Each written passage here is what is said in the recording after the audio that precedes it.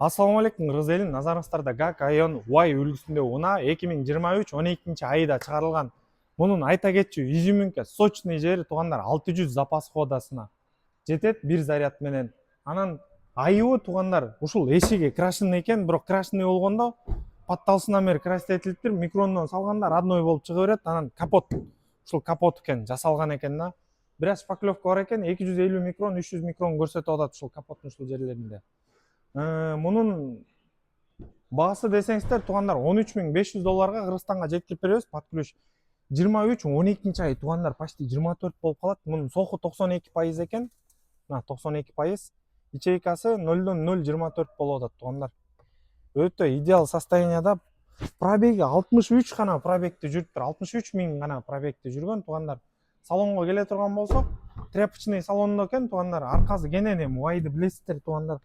Кыргызстанда жүрөт, караңыздарчы, монча жай да орунда калып атат да. Ушунча жай калып атат, место бош да кенен. Чуркап өтүп кетсеңер болот, наркы өткө эч ойлонбой элечи. Под ключ $13.500 Кыргызстанга туруп калат. 24-жылкы деп эсептей берсеңиздер болот. 600 запас кодасы менен туугандар. Электролюкска кайрылып бересиздер. Ассаламу алейкум, биз кызматтабыз.